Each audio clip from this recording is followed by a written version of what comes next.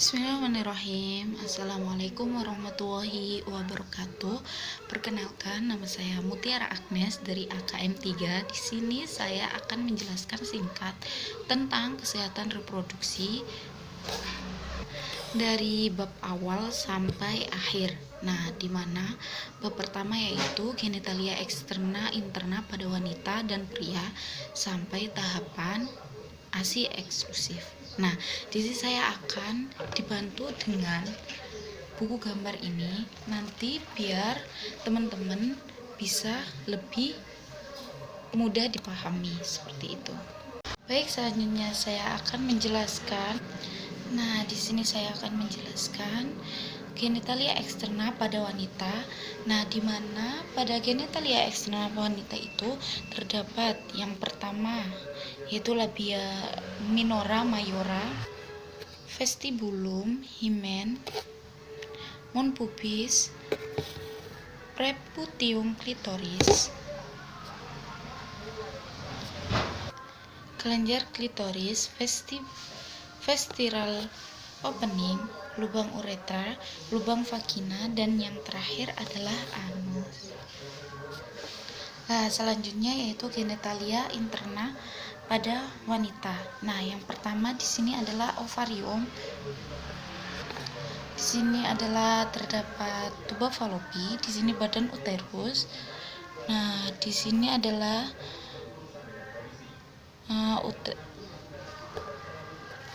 endometrium, oviduct,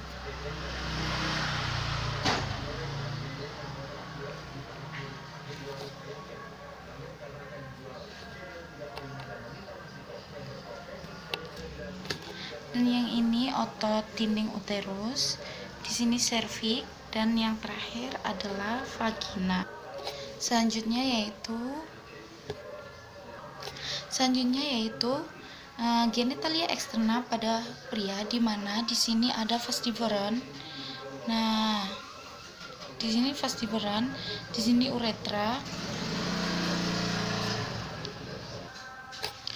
Nah, di sini ada kandung kemih, testis, skrotum, dan lubang penis, kepala penis, dan yang terakhir adalah kelenjar prostat. Nah, selanjutnya adalah interna pada pria, di mana di sini terdapat kandung kemih.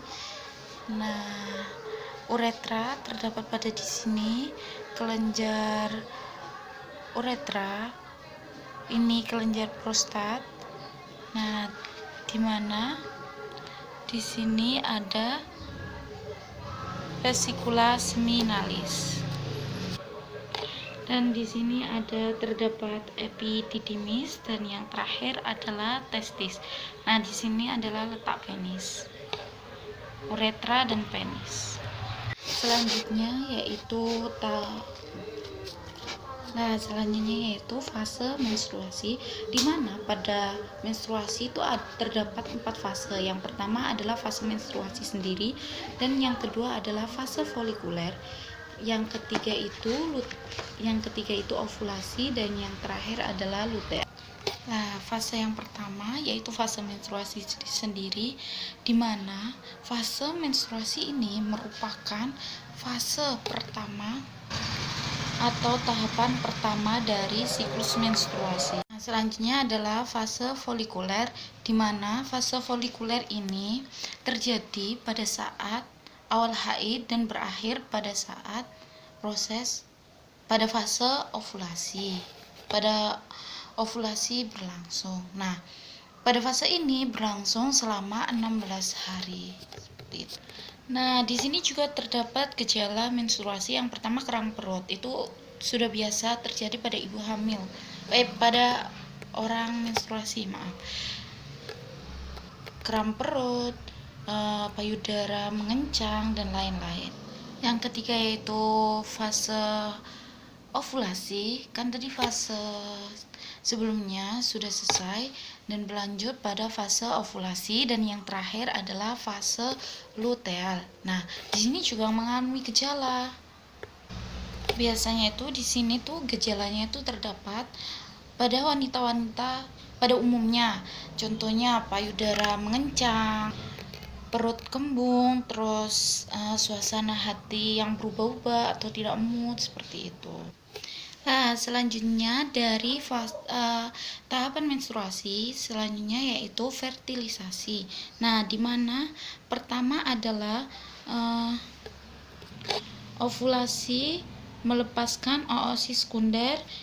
Selanjutnya yaitu pembuahan, yang hari pertama yaitu sel tunggal zigot, yang kedua menjadi 2 sel, hari ketiga 4 sel, hari keempat 16 sel, hari kelima blastokista awal, hari ke-6 sampai ke-7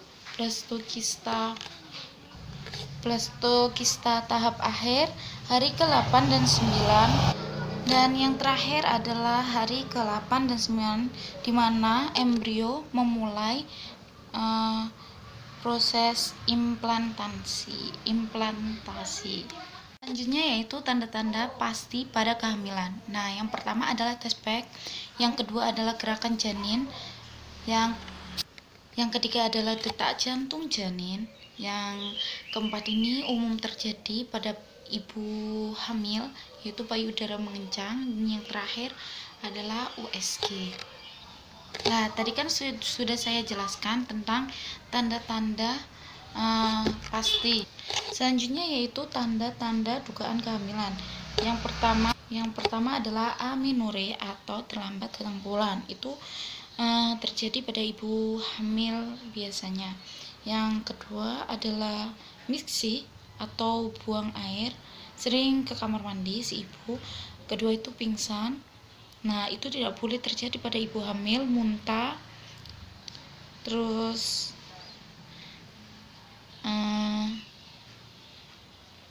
varises, perubahan warna kulit, itu biasa terjadi pada ibu hamil seperti itu.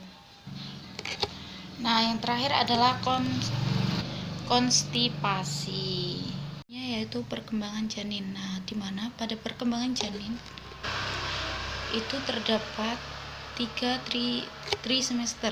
Nah, trimester pertama adalah pada minggu ketiga sampai minggu ke-7, dan pada minggu ke-8 10 itu udah melewati masa kritis. Nah, di mana ibu hamil tersebut udah masuki trimester kedua. Nah, pada trimester ketiga itu biasanya ibu hamil pada minggu ke-30 dan 35 sampai 35 minggu seperti itu. Dan di mana pada minggu ke-14 sampai 18 itu alat kelamin si janin itu sudah mulai terlihat dengan baik. Nah, pada saat itu pula si ibu hamil sudah bisa melihat jenis kelamin pada bayi tersebut. Selanjutnya yaitu tahap persalinan. Nah, di mana tahap persalinan itu dibagi menjadi 4. Yang pertama adalah kala 1, yaitu serpi membuka dari 0 sampai 10 cm atau disebut kala pembukaan. Nah, yang kedua adalah kala kedua atau kala pengeluaran, dan yang ketiga adalah kala uri atau plasenta terlepas dari dinding uterus dan dilahirkan. Yang terakhir adalah kala 4, di mana mulai dari lahir sampai plasenta seperti itu. Selanjutnya yaitu proses lahiran. Nah, apa yang menyebabkan ibu itu lahir sesar? Yang pertama, kondisi pinggul ibu melebar, dan yang kedua bisa jadi si ibu memiliki bayi kembar. Nah, biasanya itu dokter menyarankan untuk operasi sesar. Atau bisa jadi si ibu memiliki penyakit-penyakit yang menyebabkan dokter tersebut menyuruh ibu melakukan operasi sesar demi keselamatan keduanya. Contohnya, ibu mengalami darah tinggi. Yang kedua adalah diabetes, seperti itu. Sungsang juga bisa jadi dokter menyarankan untuk sesar. Selanjutnya adalah masa nifas, di mana warna pada saat ibu nifas itu hari pertama sampai ketiga itu biasanya merah, pada hari ke-7 biasanya kecoklatan, dan setelah 14 hari setelah nifas itu biasanya warna darah tersebut udah mulai kuning sedikit dan sudah tidak berbau atau tidak memiliki bau seperti itu. Nah, hal yang harus dilakukan apa si ibu atau dan dihindari pada saat nifas? Yang pertama itu tidak boleh berhubungan intim dulu, berhubungan suami istri dulu, nanti ditakutkan. Tidak boleh kan, agama juga melarang kan pada saat nifas tidak boleh si suami menggauli si istri. Saling bagi tugas itu juga penting. Olahraga ringan seperti yoga, melakukan aktivitas fisik, tidak boleh melakukan aktivitas fisik berat, makan makanan bergizi, dan fokus pada bayi. Itu tahapan IMD. Tahap pertama, bayi sudah menangis, ditaruh di atas dada si ibu. Nah, itu nanti bayinya mendekat. Kedua, masuk tahap relaksasi. Bayi mulai adaptasi pada tahapan kedua. Tahapan ketiga, bayi akan bangun dan terjaga. Pada tahap ketiga, menit keempat biasanya sampai 12, bayi mulai bergerak mendekati puting payudara si ibu. Ini terjadi pada tahap kelima, bayi sudah merangkak dan sudah mendekati payudara. Pada tahap keenam seperti ini.